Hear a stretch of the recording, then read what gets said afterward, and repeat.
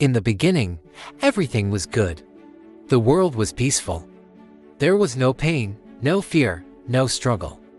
And at the center of it all was a beautiful garden called Eden. In that garden lived the first man and woman, Adam and Eve. They had everything they needed. Food was abundant. The air was pure. And most importantly, they had a close relationship with God. But one small decision would change everything. And that decision would not only affect them, it would affect every human being that came after them. The fall of man. God gave Adam and Eve a simple instruction. They were free to eat from every tree in the garden, except one. The tree of the knowledge of good and evil. God said, "The day you eat from it, you will surely die." It was not a complicated rule, but obedience is often tested in simple things. One day, a serpent came to Eve. The serpent spoke carefully, planting doubt in her mind.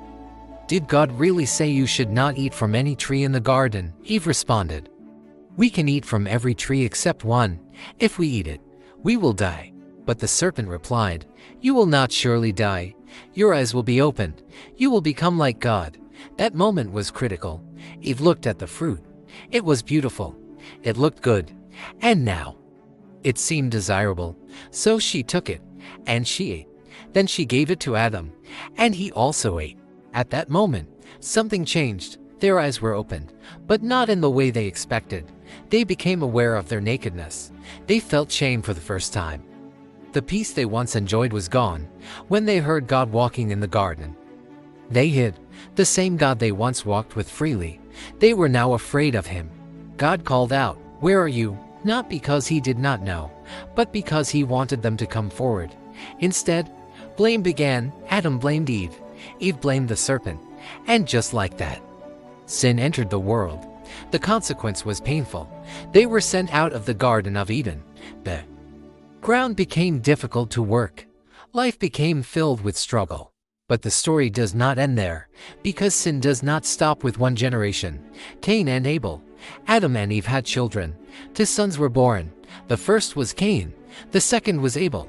As they grew, they chose different paths. Cain became a farmer, working the soil. Abel became a shepherd, caring for sheep. One day, both brothers decided to offer a sacrifice to God. Cain brought some of his crops. Abel brought the best portions from his flock. God accepted Abel's offering, but he did not accept Cain's. Abel gave his best. Cain did not. Cain became very angry. His face changed. His heart became heavy. With jealousy, God spoke to Cain gently. "Why are you angry? If you do what is right, will you not be accepted?" Then God gave him a warning. "Sin is waiting for you. It wants to control you, but you must master it." Cain had a choice. He could correct himself or allow anger to grow. Sadly, he chose the second path. One day, Cain invited Abel into the field. There, away from others, he attacked his brother, and Abel died. It was the first murder in human history. When God asked Cain, "Where is your brother Abel?" Cain responded with cold words, "I do not know. Am I my brother's keeper?" But nothing is hidden from God. God said, "Your brother's blood cries out from the ground." The consequence followed. Cain was cursed from the ground he once worked. He would become a restless wanderer on the earth. The pain that started in the garden had now grown deeper, from disobedience to jealousy, violence. What began with a single act of disobedience in the garden became a pattern that affected the next generation. Sin, when not corrected, grows. But even in these stories, we see something important. God still speaks. God still warns. God still gives chances. Moral lessons for children, always. Obey God, even in small things. Do not let bad thoughts grow in your heart. Give your best in everything you do. Do not be jealous of others. God sees everything, even when no one else is there. Moral lessons for adults. Small disobedience can lead to greater consequences.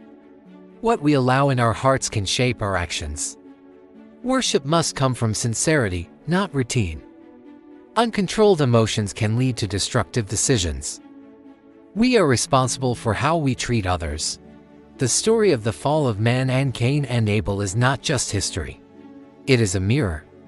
It shows us how choices shape lives, how thoughts become actions, and how actions bring consequences. But it also reminds us that God is always calling us back. Even when we fail, He still speaks. If this story touched your heart, take a moment to respond. Like this video so more people can discover these powerful truths. Share it with someone who needs to hear this message today. And please, subscribe to this channel, because here, we are not just telling stories. We are learning lessons that can change lives. You are part of this journey now.